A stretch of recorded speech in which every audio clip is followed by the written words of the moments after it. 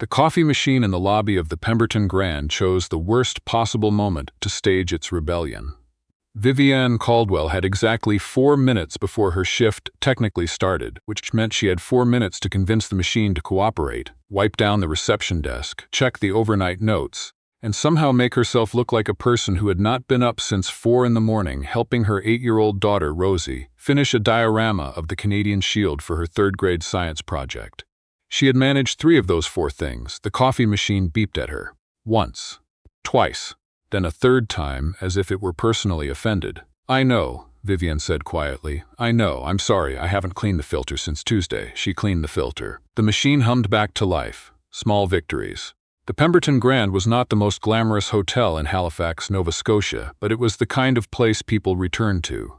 Old money from the South Shore came for anniversary weekends. Families from out west stopped through on maritime road trips. Academics from Dalhousie booked the corner suites during conference season. It was consistent, reliable, and slightly faded at the edges in the way that expensive things sometimes are when they've been around long enough to stop trying to impress anyone. Vivienne had worked the front desk for 6 years. She knew which elevator was slow on rainy days. She knew that room 214 got a draft from the window if the temperature dropped below -10. She knew that Mr. and Mrs. Tremblay from Moncton always requested extra pillows and always forgot to mention it when they booked, and that if you put the pillows in the room before they arrived, Mrs. Tremblay would tell everyone at breakfast that the hotel read her mind. She knew this place the way you know a person you've lived beside for years, its moods, its rhythms, its small failures, and its genuine charms. What she did not know on that particular Tuesday morning in late November was that a man named Fletcher O.C. Bonsu had checked in the night before under a different name, and that his real name was on the door of every Pemberton property from Halifax to Vancouver. She didn't know that yet. What she did know was that the lobby's potted Norfolk pine, the one guests had started calling Bernard, though no one could quite remember who'd started that, had dropped 3 needles directly onto the check-in counter overnight. And that was technically her problem now. She swept the needles into her palm and deposited them in the small bin under the desk. "I'm not doing this again tomorrow, Bernard," she said. Bernard said nothing. He was a pine tree. But Vivienne had learned over 6 years that some things needed to be said out loud even if no one was listening. Fletcher had been awake since 5. He sat in the armchair by the window of room 318 with a cup of decent but not remarkable room service coffee and watched the harbor go silver in the early light. Halifax in November was the kind of cold that didn't argue with you. It simply arrived and settled in, and you adjusted or you didn't. He had not told anyone he was coming, not his assistant, not his general manager, Renata, who ran the Halifax property with the kind of quiet authority that Fletcher genuinely respected. Not his brother, who would have wanted to make it a thing.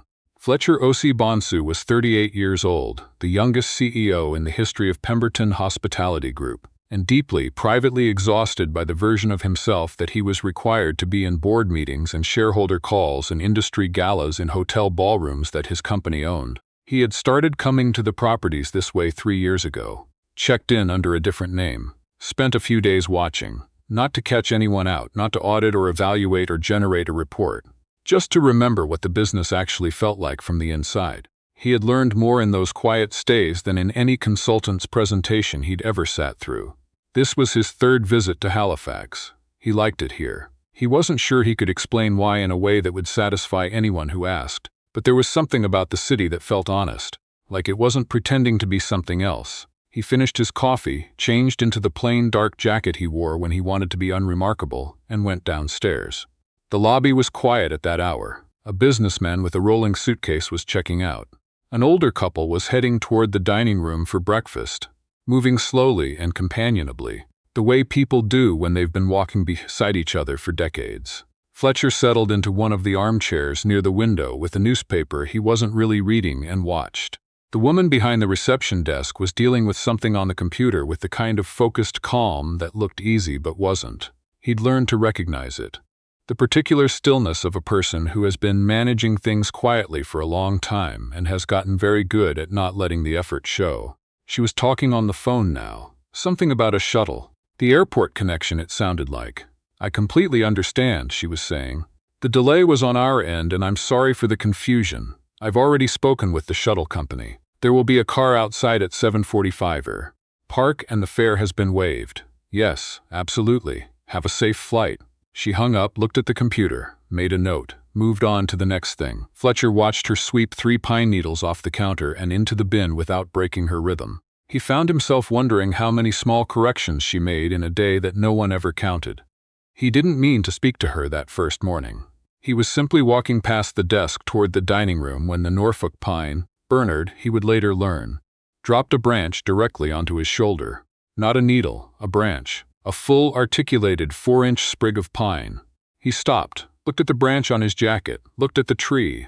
The woman at the desk had seen it. He could tell because she pressed her lips together in a very particular way that suggested she was suppressing something. "That's the 3rd time this week," she said. "I don't know what his problem is." "His? Bernard." She nodded toward the tree. "He's been shedding since October. I've tried talking to him about it. Has it helped?" "Somewhat. He dropped 4 branches on a guest last Thursday, and today it's only 1, so I choose to see that as progress." Fletcher looked at the branch in his hand, then at the tree, then at her. "Fletcher," he said. "Room 318, Vivienne Caldwell," she said. "Front desk. Sorry about Bernard. He's going through something." He came back the next morning. Not because of Bernard, though the tree did in fact drop 2 more needles on the counter while Fletcher was standing there, as if performing for an audience. He came back because Vivienne had, in the time it took him to eat breakfast, quietly resolved what appeared to be 4 separate problems: a double-booked room, a guest who'd left a phone charger in a cab, a heating complaint from the 2nd floor, and something involving a wedding party's floral delivery. Without raising her voice, without appearing flustered, and without letting any of the guests involved sense that any of it required more than a calm telephone call and a bit of creative thinking.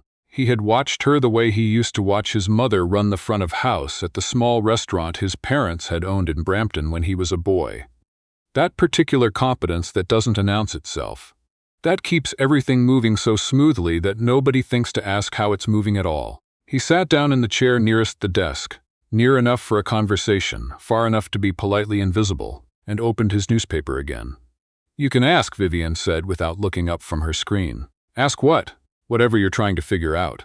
You've been watching the desk for 2 mornings now." She glanced at him then, briefly, professionally neutral. "I don't mean that as a criticism. Some guests find the lobby calming. It's a reasonable thing." "I was watching you work," Fletcher said. She paused. Not offended, just considering it. "Why?" "Because you're very good at it." She looked at him for a moment longer. "Thank you," she said finally. And then she answered a phone call, and the moment passed. On the 3rd day, Bernard dropped a branch directly into a guest's tea. The guest, a retired professor from Cape Breton who had been reading beside the potted pine with absolute tranquility for 40 minutes, looked at the branch floating in his Earl Grey with an expression of complete philosophical resignation. Vivienne was at his side in approximately 4 seconds with a fresh cup, a sincere apology, and a small plate of shortbread that she produced from somewhere behind the desk, with the confidence of a person who has learned to keep shortbread accessible for exactly this category of emergency. The professor, whose name was Dr. Albright, accepted the shortbread, looked thoughtfully at Bernard, and said, "I once published a paper on the communicative behavior of conifers. I believe he's trying to tell us something." Vivienne said, with perfect gravity, "I've been saying that for weeks." Fletcher, from his chair by the window, laughed. He didn't mean to. It was just the sound of something genuinely funny happening in a real way, and he was caught off guard by it. Vivienne glanced at him across the lobby. For just a second, something in her expression shifted. Not the professional warmth she showed the guests, but something less practiced. Something closer to actual amusement. He thought about that look for the rest of the morning. The trouble started, as trouble at front desks often does, with a booking system. Fletcher was in the lobby when it happened. He had not planned to be there. He had come down for the newspaper and stayed because the morning light in the lobby was genuinely beautiful, and because, if he was being honest with himself, he had found himself looking forward to the part of the day when he stood near the reception desk. He was not being honest with himself about why. The system went down at 9:17, 43 rooms, 2 conference groups, 1 departing wedding party and 1 arriving corporate retreat. Renata, who had come downstairs to handle a supplier question, stood at the desk and looked at the blank screen with the expression of someone watching a small fire. "The IT team is remote until 11, Renata said. "The backup protocol goes through Central." "I know," Vivienne said. She was already on the phone. What followed was 37 minutes that Fletcher watched with complete attention. Vivienne worked the phones, the paper ledger she'd apparently pulled from somewhere under the desk, her own handwritten notes, and the trust of every single staff member on the floor, whom she coordinated with the low, clear efficiency of someone who had run this scenario in her head 100 times. She didn't raise her voice once. She didn't complain. She didn't, as far as Fletcher could tell, panic for even a moment. She reassigned 12 rooms, held 3 check-ins in the dining room, with coffee provided, tracked down the conference group's AV requirements on a notepad, and had the wedding party's luggage transferred to the correct suite without anyone in that party appearing to notice anything had happened at all. The system came back at 9:54. Vivienne looked at the screen when it did, made a brief, quiet sound that was not quite a sigh and not quite a laugh, and began re-entering everything she'd tracked by hand. Renata stood beside her in silence for a moment. "Nice work," she said. Then she went back to her supplier meeting. Fletcher set down his newspaper. He had not turned a single page in 37 minutes. He found himself doing something he had not done in a long time, which was sitting with a feeling instead of categorizing it. He had met a great many competent people in his life. He worked with them. He hired them, or he hired people who hired them. He knew what competence looked like, and he respected it. This was something else, though. Something adjacent to competence but larger than it. Something that had to do with care. Vivienne Caldwell ran that front desk the way his mother had run the front of the restaurant. Not because she had to, not because someone was watching. Because the place mattered to her, and the people in it. And she had decided without anyone asking her to decide that she would be the one who made sure things went well. Fletcher knew with the particular clarity of someone who has learned to trust that feeling that this was rare. He also knew with a different kind of clarity that he was slightly less comfortable examining. That he had found reasons to be in the lobby for 3 mornings in a row, and that those reasons had very little to do with the newspaper. He didn't intend for her to find out who he was. He had planned to leave on Thursday the way he always left, quietly, with a note to Renata and a short internal memo, back to his office in Toronto. But on Wednesday afternoon, Vivienne's daughter arrived. Fletcher was at the business center near the lobby when the girl came through the front door. 8, maybe 9 years old, dark coat, backpack still on, a drawing in one hand. She went straight to the reception desk the way children go to the one fixed point in a room. "Mom," the girl said, "I finished the one you said wasn't done." Vivienne took the drawing. It was, Fletcher could see from where he was sitting, a picture of the hotel lobby. Bernard was in it, slightly larger than life, dropping what appeared to be branches on a stick figure in a blazer. The stick figure appeared to be laughing. Vivienne looked at the drawing for a long moment. "This is very good, Rosie." "The tree is the funniest part," Rosie said, with the authority of someone who has decided this is simply true. "I agree," said Vivienne. She held the drawing up and looked at it again, and her face did the thing that Fletcher had noticed once before. That thing where the professional warmth fell away, and what was underneath it was something quieter and more genuine. "I'm going to put this up." Behind the desk. Rosie appeared satisfied. She sat down in the lobby chair, the same one Fletcher usually occupied in the mornings, and took a book out of her backpack with the ease of a child entirely comfortable in this space, as if the lobby were an extension of home. Fletcher realized, watching this, that for Rosie it probably was. He thought about Vivienne arriving at 4 in the morning's equivalent, managing the 37-minute system failure, sweeping Bernard's debris, saying sorry to a guest about a shuttle delay, holding the entire front of this hotel together with paper notes and a calm voice, and then her daughter arriving at the end of the school day to show her a drawing of the tree that had been dropping things on people all week. He thought about what that required of a person. He thought about the word care again. He told her on Thursday morning he had planned not to. He had planned to leave the way he always left. But he came down at 7 and the lobby was quiet and Vivienne was at the desk and Bernard, in what Fletcher had come to think of as his most reliable personality trait, dropped a needle directly onto the counter between them. Vivienne swept it away without looking. "Good morning, good morning." Fletcher sat down across from the desk. "I owe you something." She looked up from her screen. Something shifted in her expression. Not alarm exactly, but attention. The kind a person develops when they've learned that sentences beginning with "I owe you something" occasionally lead somewhere complicated. "My name isn't Fletcher Guest," he said. "My name is Fletcher Osi Bonsu." She was quiet. "I'm the CEO of Pemberton Hospitality Group," he said. "I own this hotel." The lobby was very still. Outside, a delivery truck backed up on the street, its beeping faint through the glass.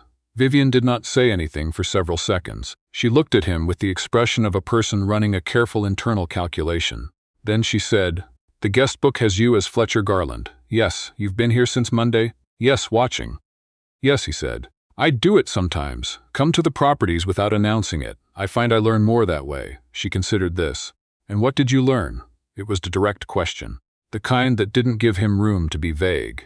That this desk has been running this hotel for longer than anyone has been officially crediting it for, Fletcher said. That the system failure on Tuesday morning was handled better than I've seen a property handle a crisis in 3 years. That you've been here 6 years and your file doesn't reflect the scope of what you actually do. Vivienne was quiet again. I also learned, he said, that the tree is sentient and possibly resentful about something, and that there's a protocol for shortbread that I think should be formalized into policy. Something moved at the corner of her mouth. Not quite a smile, the thing before the smile. You own the hotel, she said. Yes, and you sat in that chair for 3 mornings with a newspaper. Yes. She looked at the chair, then at him. You didn't turn any pages. No, Fletcher said, I didn't. He extended his stay through the weekend. He had meetings, technically. He rescheduled them. His assistant sent a single question mark in reply, and he answered it with a message that said Halifax, which he recognized was not a complete explanation, but felt, in the moment, like the right one. He spoke with Renata on Thursday afternoon. He told her that the Halifax property was, in his assessment, one of the strongest-run hotels in the group, and that the front desk was the primary reason for that, and that he wanted to discuss what an actual title and compensation review might look like for Vivienne Caldwell. Renata looked at him for a moment. I've been saying that for 2 years, she said. Fletcher had the grace to accept that. He also had a conversation with Vivienne that afternoon, a different kind of conversation, not about the hotel, about Halifax and about Brampton, where he'd grown up, and about Rosie's Canadian Shield diorama, which had apparently received a very respectable grade, about the harbor in November, and about the restaurant his parents had run, and about the particular feeling of a place that knows what it is and doesn't try to be something else. Vivienne told him she'd thought about leaving, once. A few years back, when things had been harder. She'd thought about going back to Montreal, where she'd studied, where things felt more like forward motion. What made you stay, he asked.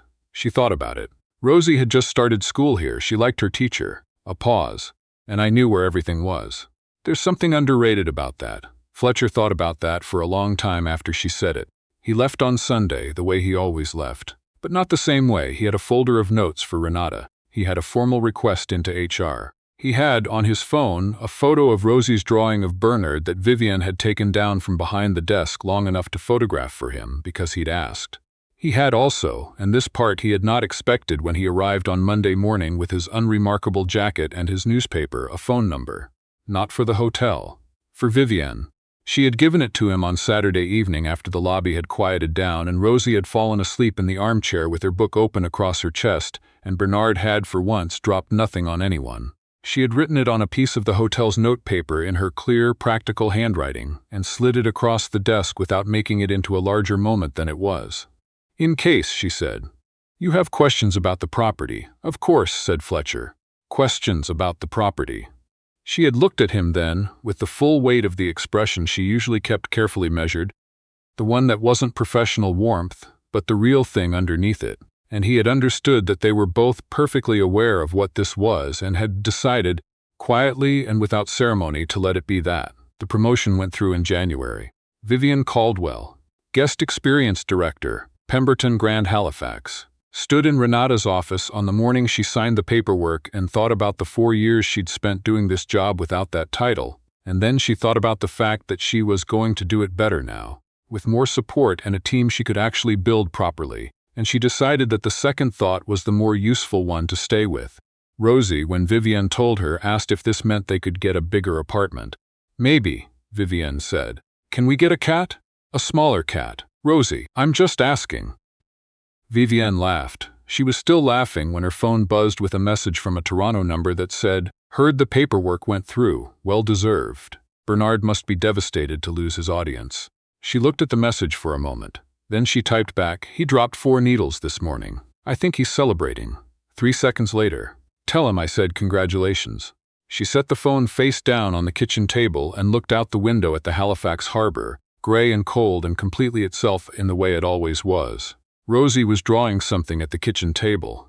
Another picture of Bernard by the look of it. This time Bernard appeared to be wearing a small crown. "Why does he have a crown?" Vivienne asked. "Because he's important," Rosie said, as if this were obvious. He's the whole reason everything happened. Vivienne looked at the drawing. She thought about a Tuesday morning in November and a needle falling out of a pine tree at exactly the wrong moment, and a man in an unremarkable jacket who hadn't turned a single page of his newspaper in 37 minutes. "Yeah," she said. "I think you might be right about that." Rosie put the crown on Bernard in yellow crayon and held it up to the light to check that it was even.